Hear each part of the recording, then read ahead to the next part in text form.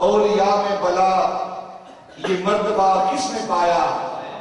بتا دے کوئی ہند میں کعبہ کس کے لیے آیا؟ وہ حضرت امام ربانی رضی اللہ عنہ کی ذات ہیں جن کے لیے کعبہ ہندوستان میں برصغیر پاک و ہند میں آتا ہے۔ آپ سوچیں کہ یہ کیسی باتیں کر رہے ہیں؟ کعبہ ہی بلا کہیں آتا ہے؟ ہاں آتا ہے۔ بزرگوں کی زیارت کے لیے کعبہ چل کے جاتا ہے۔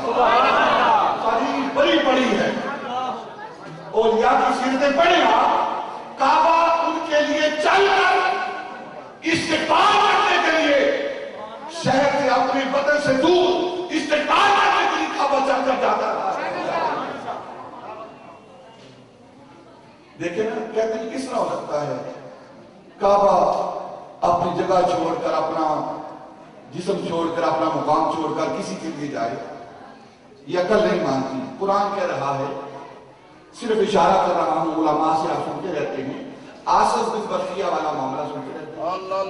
حضرت سلیمان علیہ السلام کی قوم کا، آپ کی امت کا ولی ہے آصف بن برقیہ، تھوڑا سا قرآن کا اسے علم ہے، کتاب کا علم ہے اسے، تو کہتے ہیں کہ حضرت سلیمان علیہ السلام آپ سب خوریاں جانتے تھے، تخت بلقیس کے بلوانے کا وقت آیا، باری آئی تو ایک جن آیا۔ جن آپ کی بارگاہ میں ہے، وہ کہتا ہے کہ آپ کی مجلس جو لگتی ہے، کچہری لگتی ہے، اس کچہری کے برخاست ہونے سے پہلے، میری صبح کچہری لگتی ہے، ختم ہو جاتی ہے، قرآن کہتا ہے، قرآن کا معاملہ ہے، سورہ نمل کے اندر سارا واقعہ موجود ہے، تو اس سے پہلے میں اس کچہری کو، اس تخت کو جو کہ 80 گز لمبا اور 40 گز چوڑا، کتنی گز؟ یہ ہماری مسجد کتنے گز ہے؟ تھوڑی ہے۔ اس سے بڑا تخت ہے، اس سے بڑا تخت ہے ملکہ بلقیس کا، اور اس کا اگلا حصہ سونے کا، پچھلا حصہ چاندی کا، زبرجد کے اس کے پائے ہیں۔ وہ تخت جن کہنے لگا کہ میں آپ کی مجلس برخاست ہونے سے پہلے، یہ قرآن کا واقعہ ہے، کہانی نہیں ہے، کہانی نہیں ہے، قرآن کا معاملہ ہے، قرآن بیان کر رہا ہے، اور قرآن کا اسلوب ہے، اصول ہے کہ قرآن جب کوئی واقعہ بیان کرتا ہے، علماء یہاں موجود ہیں، جب کوئی قرآن واقعہ بیان کرے اس کے بعد اس کی تردید نہ کرے، اس کی تردید نہ کرے تو وہ حجت ہوتا ہے، وہ واقعہ وہ دلیل ہوتا ہے۔ تو قرآن بیان کر رہا ہے کہ جن نے کہا کہ آپ کی مجلس برخاست ہونے سے پہلے میں وہ تخت یہاں لا دیتا ہوں آپ کے سامنے۔ حضرت سلیمان علیہ السلام نے کہا نہیں، اس سے جلدی، تو آپ کی محفل میں بیٹھا ہوا آپ کا ایک غلام، جسے تاریخ آصف بن برقیہ کے نام سے یاد رکھتی ہے، وہ عرض کرنے لگا حضور قبل اس سے کہ آپ اپنی آنکھ جھپکیں، آپ آنکھ جھپکنے سے پہلے وہ ہزاروں میل کا فاصلہ طے کرتے ہوئے ملکہ بلقیس کا تخت میں آپ کے سامنے رکھ دوں گا۔ اور پھر ہوا کیا؟ اسی طرح ہوا کہ پھر آپ نے، حضرت سلیمان نے آنکھ نہیں جھپکی اور تخت آپ کے سامنے پڑا ہوا تھا۔ اگر 80 گز لمبا 40 گز چوڑا بلقیس کا تخت وہ سلیمان کا ولی لا سکتا ہے، تو حضرت امام ربانی رضی اللہ تعالیٰ عنہ بھی جو امت محمدیہ کا ولی ہے، وہ کعبے کو ہندوستان میں لا سکتا ہے۔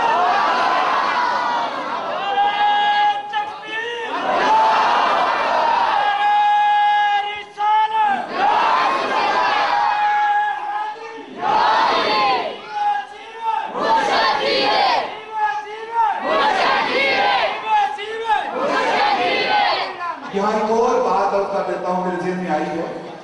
نبی پاک صلی اللہ علیہ وسلم جب معراج سے واپس تشریف لائے، معراج سے واپس تشریف لائے تو آ کر آپ نے فرمایا میں نے سفر کیا ہے، یہاں سے مسجد اقصی گیا ہوں، مسجد اقصی سے پھر پہلے آسمان، دوسرے آسمان، تیسرے، چوتھے، پانچویں، چھٹے، ساتویں آسمان پر گیا ہوں، پھر دناف حضرت اللہ کی قربتوں میں گیا ہوں، اور پھر واپس لوٹ کے آیا ہوں، اور رات کے تھوڑے سے حصے میں یہ سارا معاملہ ہوا ہے۔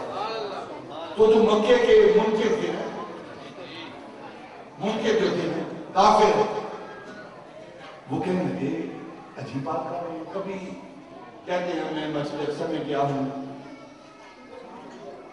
کعبے سے مسجد اقصی پتہ کتنی دور ہے؟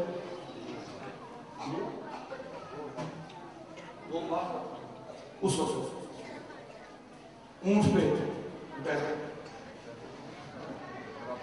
ہاں اس وقت کہتے ہیں 2 ماہ کا سفر ہے وہ پیدل، اور نبی پاک صلی اللہ علیہ وسلم پہلے کبھی مسجد اقصی کی زیارت کے لیے تشریف نہیں لے گئے، ان کو پتا ہے کہ یہ مکے سے باہر نہیں نکلے، اگر گئے تو شام تک گئے ہیں۔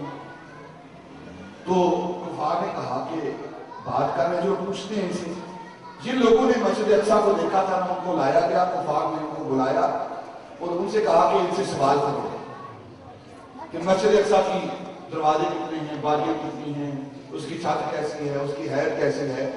تو جو وہ سوال کرتے نبی پاک اسی طرح بیان کرتے رہتے۔ تو اب نبی پاک صلی اللہ علیہ وسلم نے پہلے دیکھا نہیں تھا، انہیں پتا تھا کہ پہلے وہ نہیں گئے، تو اب وہ جواب بھی صحیح دے رہے ہیں۔ تو علماء محدثین نے بیان کیا ہے کہ اللہ رب العزت نے اس مسجد اقصی کو اٹھا کر حضور کے سامنے رکھ دیا۔ آپ جواب دیتے جاتے یہ نبی پاک صلی اللہ علیہ وسلم کی خصوصیت ہے۔ یہاں ایک اور بات مسئلے کی کر دوں، یہ جو غائبانہ نماز جنازہ ہے یہ بھی یہی معاملہ ہے۔ غائبانہ جو نماز جنازہ پڑھتے رہتے ہیں، یہ اختصاص خصوصیت ہے نبی پاک صلی اللہ علیہ وسلم کے ساتھ، یہ معاملہ مخصوص ہے نبی پاک صلی اللہ علیہ وسلم کے ساتھ۔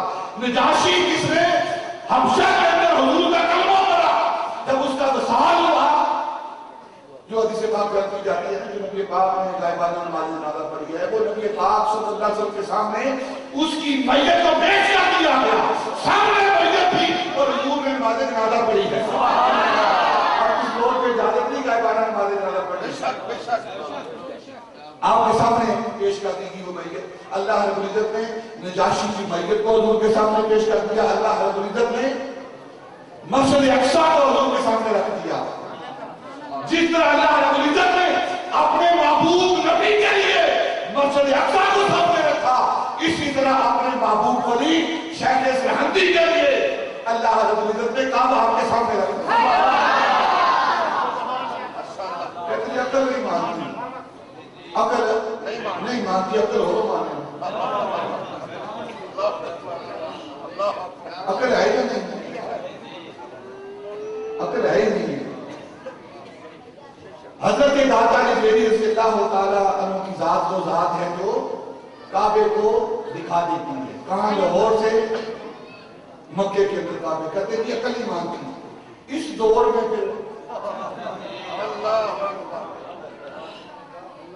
کتنی جہالت کی باتیں کرتے ہیں، پتہ نہیں ان کے دماغ کے اندر کیا بھرا ہوا ہے۔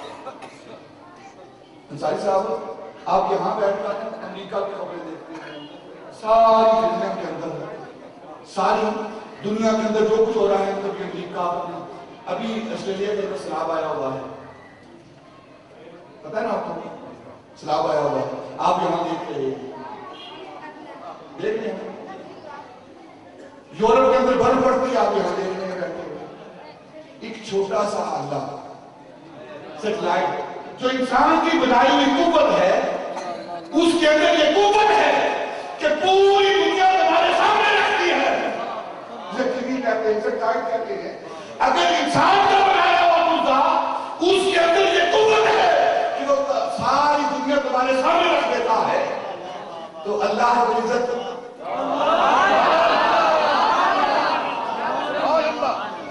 اور جو اللہ کا بندہ ہے اس کے اندر یہ قوت حاصل نہیں، جس کو اللہ کی قوت حاصل ہوتی ہے، وہ یہاں لاہور میں بیٹھ کر کعبے کا دیدار کروائے۔ یہ تو سائنس ان چیزوں کو ثابت کر رہی ہے، یہ تو عقل جن کے پاس ہے دنیا کے